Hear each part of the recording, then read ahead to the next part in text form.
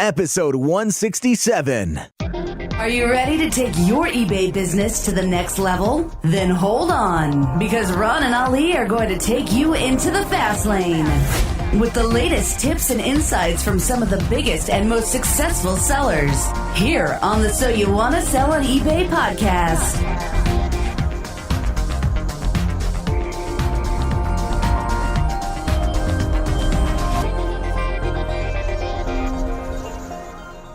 Welcome once again to another episode of So You Want to Sell on eBay. I'm Ron LeBeau. And I'm Ali Young. Hey, everyone. We have with us from Las Vegas, Nevada, Jason T. Smith. Jason, how you doing today? I am great. What is going on, guys? Hey. Way too much, man. Way too much. How you doing out there in Thailand? Yeah, I'm doing awesome. Great to have you with us again, Jason. It's been too long. I love hanging out with you guys. Yes. You're always fun. Awesome. Thank you. Well, Jason is America's #1 thrifter and spends his time touring the country teaching others how to thrift and flip online. Jason was the star of Spike TV's Thrift Hunters and now hosts 2 YouTube shows, Thrifty Business and Selling Past Your Expiration Date, Being Thrifty Over 50. Wow, man, that's kind of a tongue-twisting, it's pretty cool. I love the name, Selling Past Your Expiration Date, Being Thrifty Over 50. How did you come across that name? Well, I showed you with my mom a couple years ago at Ecom Chicago. I said, can I take the last 15 minutes of my presentation and bring my parents up? Because I taught my parents how to sell on eBay. And, so this was a couple years ago. So they're in their early 70s now. They're 76. And, they're doing it. And part-time, they're making like $2,000 a month part-time. Oh my God, it's amazing. 70s. And they're not even in your town, right? So it's not like they can come down and say, hey, Jason. They're back in Cleveland. Right. And so I said to my mom, I said, hey, you want to host a show? Because I was already hosting Thrifty Business, which is like my once a week. It's like a late night talk show just about thrifting. I said, but you want to host a show? And I thought mainly for older sellers who have to go a little bit slower. So we take one topic a week and we kind of go, here's the power button, here's the mouse, very slow. But I found out a lot of people were watching, and then my mom became a celebrity, and we were off for a couple of weeks, and when we were back on this week, everyone's like, oh, Peg, we missed you. Oh, Peg. I'm like, what am I, chopped liver? What's going on? But my mom will be at like flea markets, and people like, selling past your expiration date, it's you. So my mom's becoming a little celebrity on YouTube. It's so cool. And I'm a mama's boy, so I thoroughly enjoy it because she enjoys it and she loves doing the show. So it's quite fun to watch an way older generation who really shouldn't be hosting YouTube shows because it should be way above their head. Right. It's great. I mean, she loves, I get it from her. Her energy is endless and her love of helping people is endless too. So that's really amazing. Cool. I know you're a big T-shirt guy. Do you guys have T-shirts for your shows? We never made a T-shirt for our show. I think, you know what? Funny, I've never even thought of it. I think we should. I'll get a picture of me and my mom because she's actually coming out for a visit in 2 weeks. I'll get a good picture of us and we'll make some T-shirts. There you go, man. That's awesome. Good stuff. So you are big into thrifting, and, we've got a lot of listeners on the show from every level. We've got people who are just thinking about starting an eBay business, all the way up to, people are making really, really good money per month. But we kind of wanted to talk a little bit about, you and how you do run your eBay business. And I know thrifting is a big part of it. And, obviously with thrifting, you go into thrift stores and, you find what's valuable and you turn around and sell it, right? Yeah, thrift stores. I like, someone tried to call me a picker the other day. And I'm like, nope, I'm a thrifter. And here's the difference. Pickers love to dig in attics and basements and old dank barns. And I'm pushing 50, but my back's pushing about 82 right now. So I'm not into crawling around, and I'm 6'5", so I'm not into crawling around and getting on my knees and looking around. So thrift stores have air conditioning. They usually have a fan. Oh, my God. Oh, he's such a sophisticated thrifter. Yeah. But look, and some people are like, well, you pay more than you would at a garage sale or a barn sale. I absolutely agree. But you get to a point in age where you're like, I'd rather be comfortable all day. And so thrift stores with air conditioning and bathrooms, that's comfortable. We live in a world of convenience, Jason. Yeah. Who cares, right? I mean, you're still making a good living. I know you've talked about, buying T-shirts for $1.99 and selling them for $25. If you pay it, a little bit more than you would, I mean, still you're doing all right. Yeah. And then if you're extra smart, you marry someone the opposite height of you. So I'm 6'5". My wife is 5'3".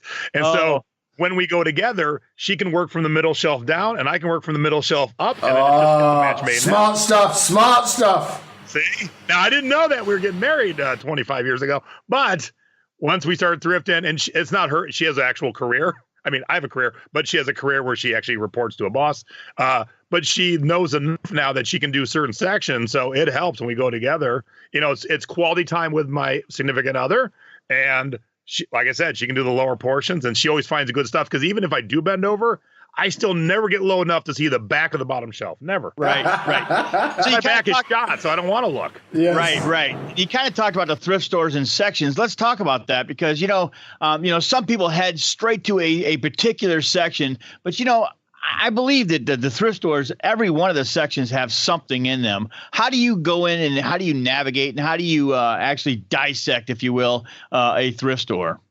All right. So the first thing is everyone has a niche. Everyone has something they collect or know very well. And even if you don't collect anything, maybe you love wearing blue jeans. So blue jeans are your thing. Or maybe you love wearing ugly Christmas sweaters. Okay. Well, of course, that's only at Christmas time, but everyone's got something they do. I'm a big music nerd. I have, it's 2019. I still have over 4,000 CDs alphabetized on shelves in my little library in my house. So I'm still a music nerd into that aspect where I could digitize it all, but I like having the product. So my first stop is the music section because that's what I know the best. So I'm going to the music section. I'm going to crush the CD section, pull out all the gems. I'm then going to turn around and crush the cassette section, check for 8-tracks, look through the record section. And usually in that section, you're going to find video games, computer games, like the box sets of How to Become a Millionaire. People will still buy those things. So I conquer the media section because that is what I know easily. And then I start working the rest of the store. So I'll head over to men's clothing next because I'm a man and I wear clothes. So it makes it easy. But I do know what jeans are good to flip. And so I conquer that section. I'm really well versed in men's t-shirts, men's button-down shirts, jackets. I got into... Well, we're talking men's section. So if you find bras in the men's section, lady. Hey, this is Thailand. You find a lot in the men's section in Thailand. Oh, yeah. You want to wear a bra. Because I tell you, though, I'm glad you brought that up.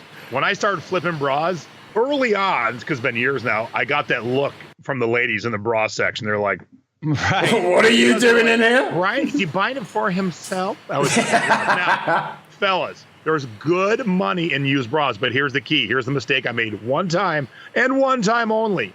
There was too many women in front of the bra section. So I decided to thrift the bra section from through the rack on the other. Oh, and you touched. And the bra section is 2 level, higher, lower. So I was squatting down to go to the lower. And so I'm reaching through a rack and a lady and I grabbed the same bra at the same time. And here's my big ass head staring through the rack trying to grab a bra.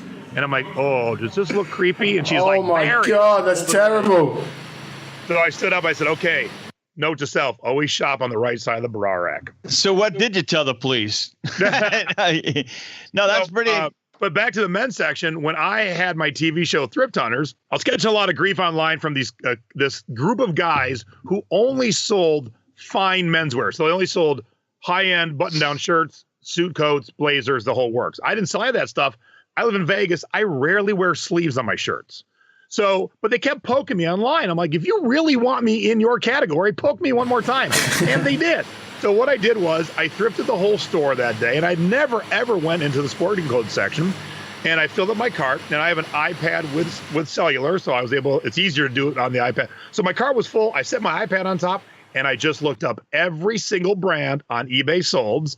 And from doing that, I could see what was hot and what was not. And that first day I did it, I bought a sport coat for $5. I ended up selling for $300.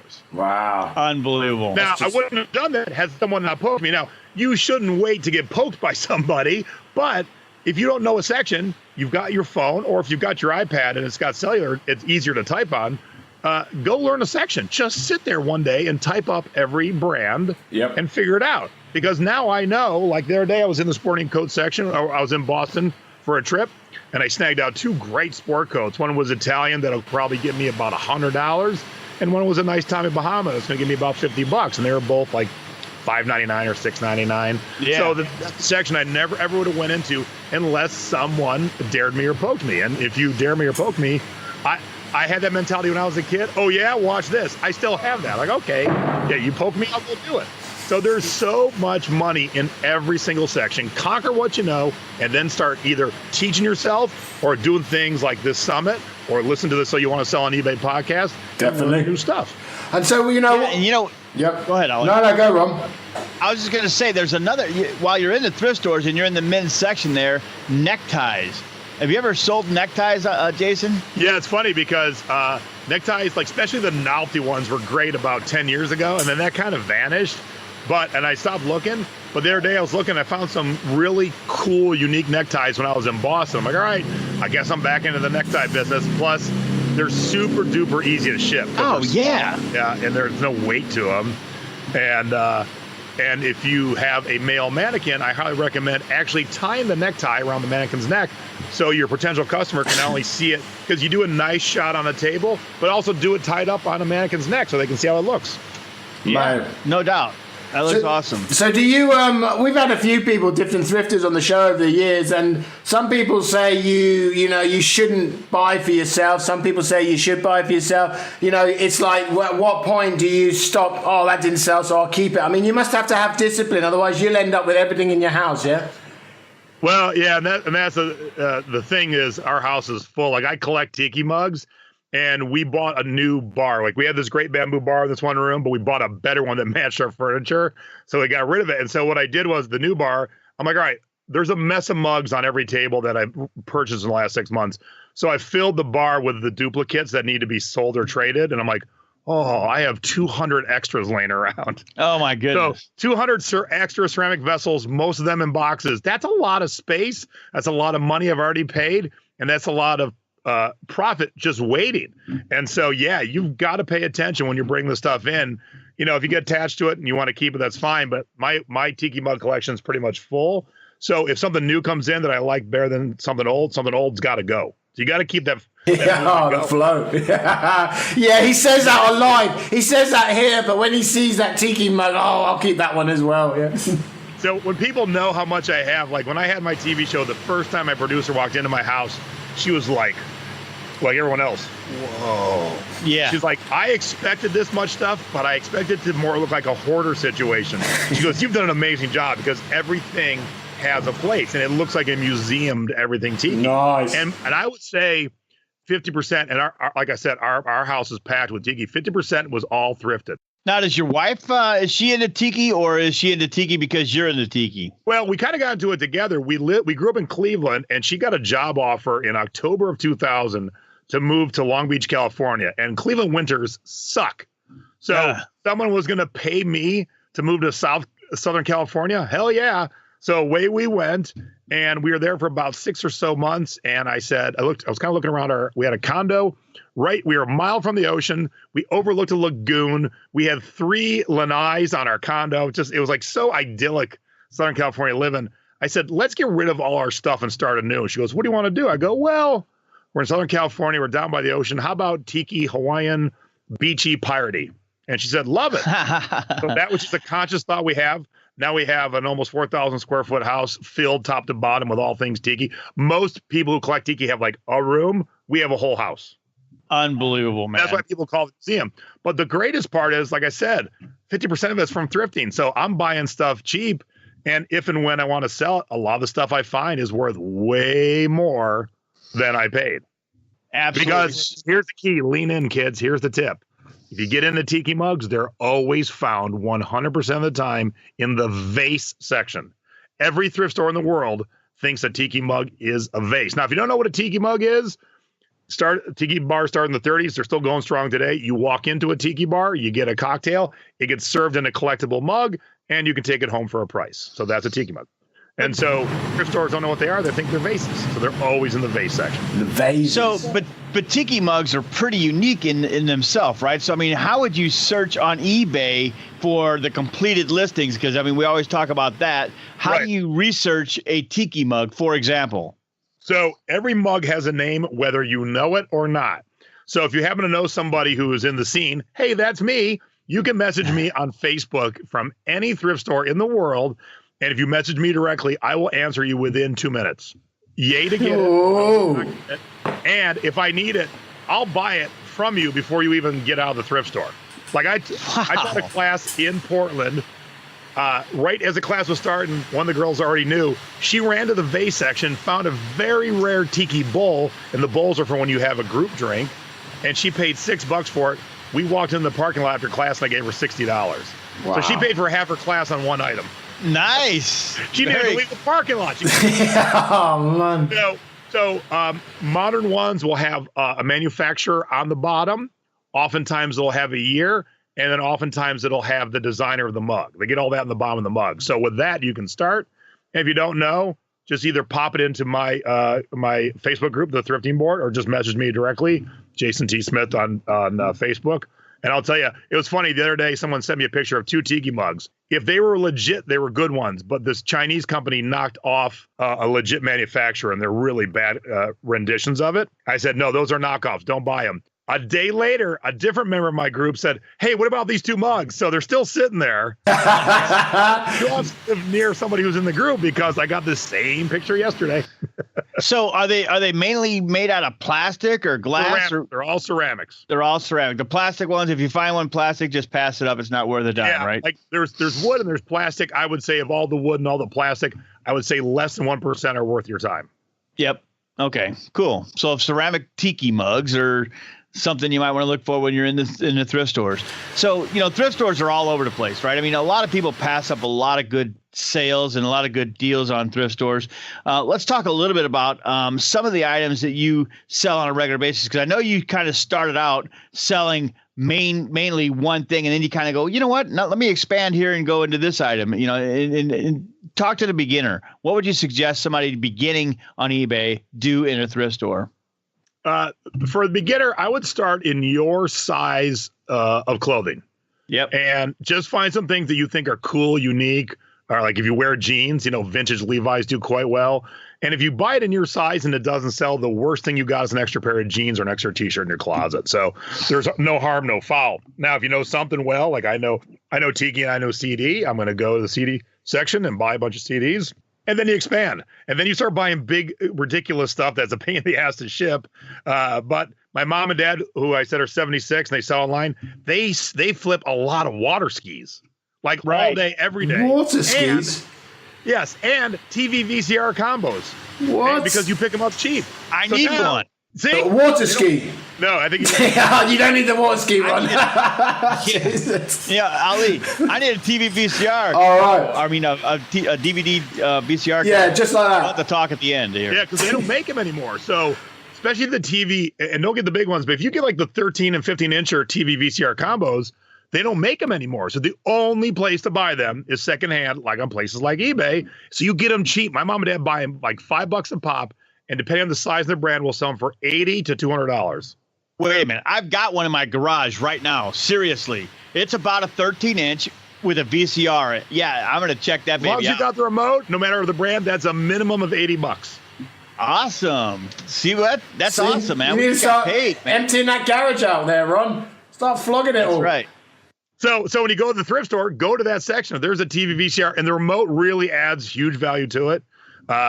There's one sitting there, and they usually, the bigger stores will have them all plugged in together. One of them will be playing a video, and then they have them all spliced together so you can see the video. So you can already see it working and running in action. And there's always a plug in the back of the store to plug in electronics. But I will tell you, major big box thrift stores like Goodwill, Savers, and Salvation Army, they plug all electronics in. They don't just willy-nilly put them out. Now, if it doesn't work by the time you get home, it was maybe on its last leg, but they always plug in everything to make sure it powers up. They'll push a few buttons. And so they don't tend to put out stuff that doesn't work. So if I don't have a remote, I know where to get one. eBay. Yep. Buy it for a couple bucks, and it would add that value to the TV that I'm looking for. Can't wait to get off this interview here. We're not going to see him for days. Yeah, no kidding, man. No, it's just awesome because everybody always talks about, we've interviewed over 160 people, Jason, and without fail, I would say 95% of them have always said we started by selling things from around the house, realized that there's money in whatever, and obviously built a business doing it. Some people quit their corporate jobs doing this. It's amazing to hear, the stories. And this is a prime example. Well, here I am like the poster boy for, life's too short to be miserable every day. So I went to work for a buddy who my wife said, don't work for friends. It never works out. And she was right. But I worked for a buddy. He had a hot tub store here in Vegas, and I was his operations manager. So I was fixing tubs. I was unloading trucks. I was delivering tubs. And every house in Vegas, they have a bricked-in back wall. That's every house. So to get a hot tub in the backyard, it involves a crane. It involves you standing there looking at a 1,000-pound brick coming out of the sky. Yeah. Shit could go wrong. Right. So, but working for a friend, I like to get to work at 6 a.m. He likes to get to work at 11 a.m. and then he wants to work later. I'm like, dude, I've already been here for like 12 hours. Like, I want to go home at some point. And so we started just not getting along. Well, I got an infection while working in some nasty ass hot tub that caused my arm to almost die and me to almost die. So I was in the hospital for 5 days, 2 emergency surgeries to save my arm and my life. And my friend who I worked for never came and saw me. Wow.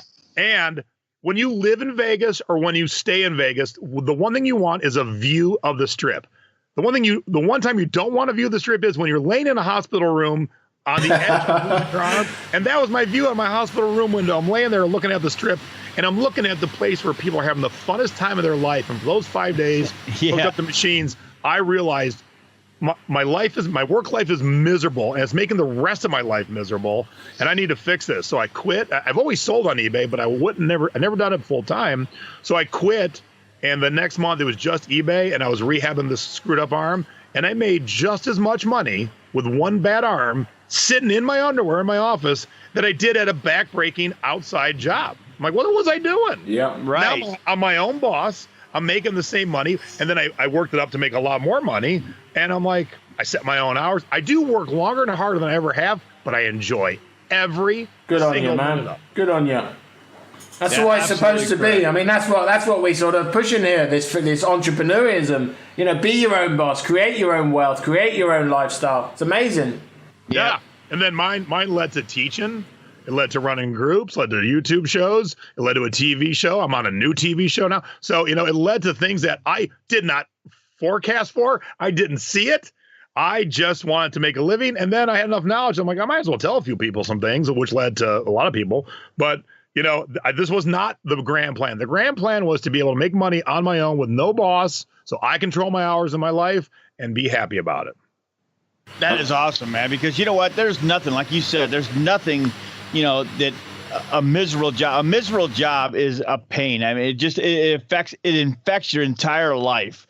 And knowing that you're working for somebody else to make them rich, man, that's just a miserable way to go. I've worked a corporate job all my life so far, and it's depressing sometimes, man, to know that there are options out there, right? So it's awesome. Get your eBay business going and make your dreams come true, really. Yeah, and my wife works a corporate job, and what's nice is she had to go to Boston for work last week, and a new tiki bar opened in Boston. I'm a tiki bar junkie, and friends who have been there who knew tiki bars said, best drinks ever. I'm like, oh. So my wife's already got her flight paid for, obviously, and she has a hotel room, so all I gotta do is pay for my flight. So while she's busy during the day, I'm out thrifting Boston, and I'm filling up 2 suitcases. And so all the stuff I bought while on vacation, I'm using air quotes, which you can't see, but so basically I was working during the day in a city I don't live in, and then at night we would go out and enjoy the city. And I brought enough stuff home that paid for my airline ticket, the rental car, and I'll still put cash in my pocket.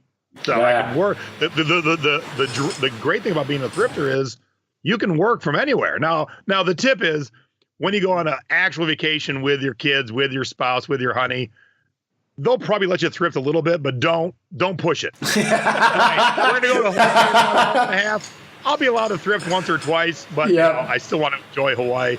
But if you can come home with a couple $100 to offset your trip, that's beautiful. Yeah. You can't do that in any other job, really.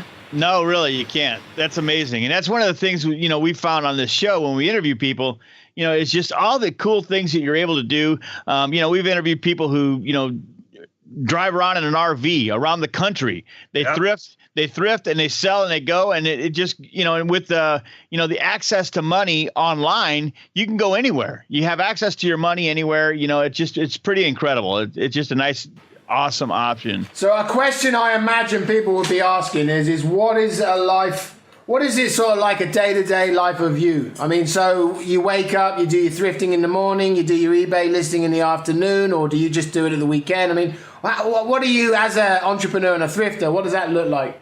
So on a normal week, my wife and I usually get up at like 6:30. We have a little gym in our house, workout, and while I ride a stationary bike, so I'm catching up on Facebook real quick in my groups, and then my assistant comes to work at 8:30. So her and I sit down in my office, and all right, we do the shipping first, and all right, so today she took pictures of like a dozen pair of jeans, and we're gonna list those tomorrow. So we work all day in the office, and then I'll thrift once a week. When I'm in town, I'll thrift once a week. And then the other days I'll sit here all day in the office, working on listing, getting materials together for whatever I'm teaching next. And then at nighttime, I go downstairs to watch TV with my wife and my doggy. But being you can work from anywhere, I have a little table downstairs and I can still list at night. But we're still spending quality family time together because we're watching TV. We're enjoying our programs. And then on the weekends, she likes thrifting a little bit. We'll do a day where we hit some like garage sales in the morning, go to brunch at a few more antique stores. And so, that's kind of the normal week when I'm not traveling. So it's in the office every morning. It's working every night. Like I said, I work longer and harder than I ever have, but I enjoy it. And I can do it sitting with my family too. And you're working longer and harder because you choose to. I mean, Yeah. really, that's a life you've chosen now, and not somebody else saying, hey, Jason, you need to do this and you need to work longer and harder, But if you're ill, and like right this moment while we're recording this, I've got a messed up spine. I had 4 shots in my spine just yesterday, and I didn't work a lot yesterday. I did work a couple hours, but then I lay on the couch. So if you're ill, and you don't have to worry about reporting to the boss. Like, screw it, I'm just going to sit on the couch. Yeah, I'm going to lie on couch, watch Netflix. Yeah. And then today, last night I didn't get any sleep because of those shots, so I did some work today, and I took a little nap, and now I'm good. So I'm going to work the rest of the night after we're done here, and I'll be back to normal, hopefully. Cross my fingers. Cool. Absolutely. So, last question, because we run out of time. What's your future looking like? What's your plans? You got any goals you want to do over the next couple of years? You got any new businesses or? Yeah, I started tour the country last year teaching these 2-day classes in major cities, but I tend to only teach where there's cool tiki bars, and everyone knows that. So I've started to get messages, hey, Jay, we just got a tiki bar. Can you come to my city now? So people know, like they really know. So I see myself as doing that because I love to travel the country and to be able to make money while I do it. It's pretty awesome. I've been doing webinars online, and bottom line, I love shopping. I'm that strange, it might sound a little sexist, but usually guys aren't big shoppers. I love shopping. Plus, when you thrift, it's a treasure hunt. Like I got plenty of friends who make way more money on Amazon by buying wholesale. To me, that's boring. If you order 1,000 widgets, you get 1,000 widgets. But if you don't find the treasure. So when you walk into a thrift store and you find a 2-headed turtle, you're like, yes, I love it. That's a treasure. So I want to thrift more around the country and around the world. I went thrifting in France last year at a flea market of 1 million people. So I want to do more of that. I want to see more of the world. Holy cow. And just do it until I can't do it no more. Because I love shopping and I love teaching. So just gonna keep expanding on that. Plus, I'm on a new TV show. So hey, that's cool too. Absolutely. You want to talk about that or no? Yeah. So I'm a new recurring character on Pawn Stars. I've already shot 2 episodes, and they just asked me if I wanted to shoot some more. And I said absolutely. And the nice thing is, it's filmed here in Vegas. Look, I had my own show. It's a lot of work. But when you're not the main person, you just got to show up for a couple hours. It's even cooler. Yeah, Just yeah. show up, do your thing, get paid, and leave. Like, yeah, There you go. That'll work. Sounds well rough. I'll just do the little bit. Yeah. It sounds like you're living the dream. I am. And part of that, too, is you have a good person behind you, whether it be a spouse, significant other, life partner. You can find that, too. That really makes it easier. Yes. Life is so much better when you're with the right person and you're kicking ass and kind of doing it together. Even though she has a different job, we do a lot together. And she sees the joy I have from working hard because I love seeing my successes, but more so I love seeing everyone else's successes that follow me or learn from me, because that's what fuels me. That's what fuels my heart and my brain. Yeah, and that's why your Facebook group's so large, man. People love that, when people help each other, it's pretty cool. Well, that's all Better fellow man and woman. That's all the time we've got. Sadly, we run out of time again. I swear 2019 we're going to make the shows a little bit longer because there's so much in your head that I just want to pull out. But yeah, we've run out of time. So For those who don't know, we've actually got a summit, a So You Want to Sell summit. You can come along, and we've interviewed different types of people. We've interviewed over 20 people. That summit is live on January the 24th to the 26th. Ron, will you be able to give some more information about that? Yeah, so that virtual summit is, I don't know if you caught the URL or not, but it's soyouwannasellsummit.com. That's soyouwanna, WANNA, sellsummit.com. Go there, get your free ticket. We'd love to have you join us. It's going to be an experience for you. We've got, Ali kind of started to say before he cut out there, we've got a lot of very, very experienced sellers. They're willing to help anybody. It's going to be an amazing event. We really appreciate your time. Go there. That's soyouwannasellsummit.com and get your free ticket now. Perfect. And Jason, how can people get hold of you? You can find me on Facebook, Jason T. Smith, or in my thrifting group, the Thrifting Board. And then also YouTube, Jason T. Smith YouTube is where you find all my shows.